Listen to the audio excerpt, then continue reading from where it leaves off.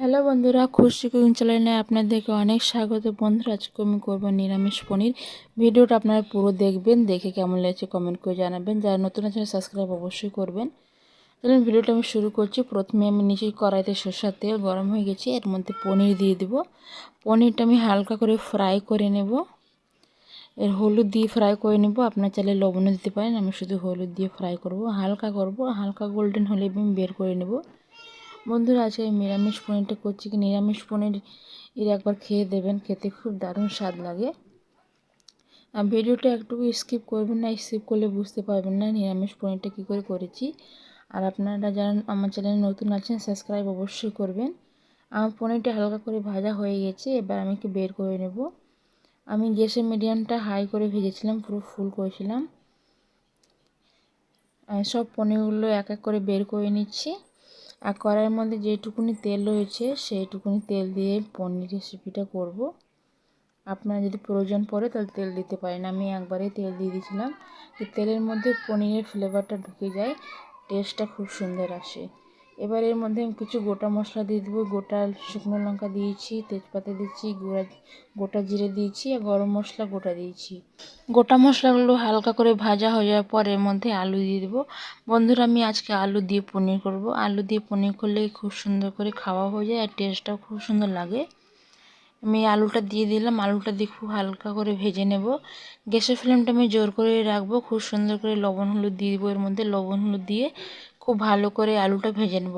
প্রথমে আমি আলুটা ভেজে নিয়েছি হালকা করে, তারপরে এর মধ্যে লবণ আর হলুদ দিয়েছি। আমি হলুদ হালকার মতন দিয়েছি, কেন কি পরে প্রয়োজনের মতন আবার আমি হলুদ দিব, তার জন্য এখন অল্প হলুদ দিয়েছি। এবার লবণ দিয়ে দেবো, লবণ পরিমাণের মতন দিয়েছি। লবণ দিয়ে খুব ভালো করে আমি আলুটা ভেজে নেব।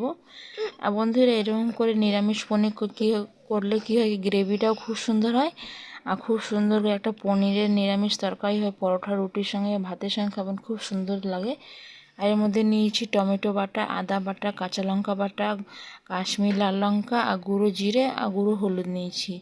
আমি সব একবারে বাটির মধ্যে সব বের করে নিয়েছিলাম। মশলাগুলো খুব সুন্দর করে ফোলাও যাবে আর খুব সুন্দর একটা মশলা হয়ে যাবে। সেটা গ্রেভি করার সময় খুব সুন্দর পেস্ট একটা হয়ে যায়। টমেটোটা তার জন্য বেটে নিয়েছি, যেন গোটা গোটা না থাকে। একটা গ্রেভির জন্য টমেটো আপনারা বেটে দিতে পারেন। যাদের মিক্সার নেই তারা ঘষে নেবেন, চাই কেটে দিলেও কী হবে, একটু টাইম লাগে, কিন্তু এরকম করে নিরামিষ পনির করলে খুব সুন্দর একটা স্বাদ আসে।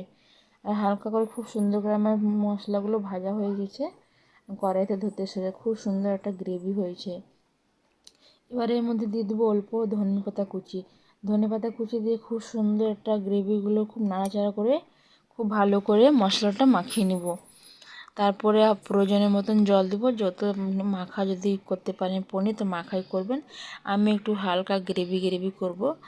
এরকম করলে কী হয়, কি ফ্রায়েড রাইস রুটি পরোটার সঙ্গে খেতে স্বাদটা খুব সুন্দর টেস্ট আসে, খুব সুন্দর লাগে। আমি ছোটো গ্লাস থেকে 1 গ্লাসের মতন জল দিয়েছি। খুব সুন্দর করে গ্রেভিগুলো মোটা মোটা গ্রেভি হয়েছে, একদম পাতলা করিনি। এটা ফুটে নিলে আর একটু গাঢ় গাঢ় হয়ে যাবে। আর প্রয়োজনে অনেক গাঢ় ছিল, তার জন্য আমি আর একটু জল দিয়ে দিলাম। খুব সুন্দর করে এখন গ্রেভিটা হয়েছে। এবার ফুটতেও তো একটু জলটা শুকিয়ে যাবে, তার জন্য ফুটতে শুরু হয়েছে। খুব সুন্দর করে ফুটিয়ে নিয়েছি তরকারিটা। এবার এর মধ্যে পনিরটা দিয়ে দেবো। পনিরটা দিয়ে আর একটু ভালো করে ফুটিয়ে নেব, কি পনির গ্রেভি আলু সব একসঙ্গে মিক্স হয়ে যাবে, স্বাদটা খুব সুন্দর হয়ে যাবে। কালারটা তো সুন্দর হয়েছে, টেস্টটা খুব সুন্দর হয়েছে। বন্ধুরা, আপনারা অবশ্যই ট্রাই করবেন। ভালো লাগলে লাইক কমেন্ট শেয়ার সাবস্ক্রাইব অবশ্যই করবেন। আর কমেন্ট করে জানাবেন কি এই রেসিপিটা কেমন হয়েছে। আর বন্ধুদের সঙ্গে অবশ্যই শেয়ার করবেন। আপনারা একবার এভাবে নিরামিষ তরকারি করে খাবেন পনিরের, খেতে খুব দারুণ লাগে। আর এর মধ্যে দিয়ে দেবো গরম মশলা। আপনার যে কোনো কোম্পানির গরম মশলা দিতে পারেন। গরম মশলা দিলে কী হয়, স্বাদটা খুব সুন্দর আসে। পনির মশলার চেয়েও ভালো গরম মশলাটা দিলে একটু টেস্টটা হয়। আমার পনিরটা হয়ে গেছে বন্ধুরা, খুব সুন্দর করে হয়েছে। আবার কালকে নতুন রেসিপির সঙ্গে কালকে আপনাদের সঙ্গে শেয়ার করব। আর পোলাও বা ফ্রায়েড রাইসের সঙ্গে খান, খেতে খুব দারুণ লাগে। বন্ধু, তখন ভালো থাকুন। আপনাদের অনেক ধন্যবাদ কি আপনারা টাইম বের করে ভিডিওটা দেখেন। ততক্ষণ টাটা, বাই।